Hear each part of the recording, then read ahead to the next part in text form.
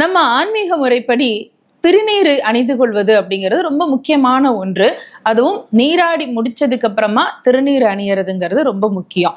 ஆனால் அதிகாலையில, அதாவது குளிக்கிறதுக்கு முன்னாடி எழுந்த உடனேயே பூசிக்கொள்ளக்கூடிய திருநீரோ, மாலை நேரத்துல பூசிக்கொள்ளக்கூடிய திருநீரோ தண்ணீர் குழைச்சு இடக்கூடாது. என்ன காரணம்னா, அப்படி திருநீரை தண்ணீர் குழைக்காம நாம இட்டுக்கிற பொழுதுதான் உடம்புல ஏதாவது கிருமிகள் இருந்தால் கூட அதையெல்லாம் நீக்கக்கூடிய அந்த வேலையை திருநீர் செய்கிறது.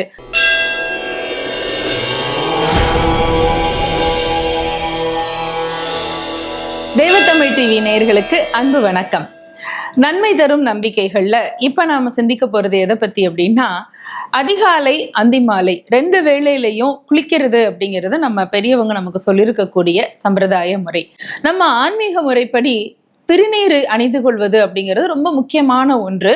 அதுவும் நீராடி முடிச்சதுக்கு அப்புறமா திருநீர் அணியறதுங்கிறது ரொம்ப முக்கியம். அதிகாலை நேரத்துல தலைக்கு முழுகி எழுந்து வந்ததுக்கு அப்புறமா நம்முடைய உடல்ல ரொம்ப அதிகமான நீர் சத்து கோத்துட்டு இருக்கிறதுக்கு வாய்ப்பு இருக்கு. அதனால அந்த நேரத்துல திருநீற்றை தண்ணீர்ல குழைச்சு நாம நெற்றியில இட்டுக்குவோம். அதே மாதிரி புஜங்கள்ல, வர்ம பாகங்கள்ல எல்லாம் இட்டுக்குவாங்க பெரியவங்க.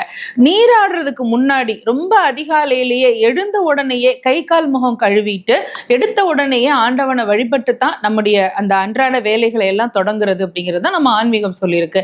அந்த வேளையிலையும் அந்தி மாலை வேளையிலையும் தண்ணீர் சேர்த்து குழைக்காமல் சாதாரணமாக திருநீரை அப்படியே எடுத்து பூசிக்கணும்.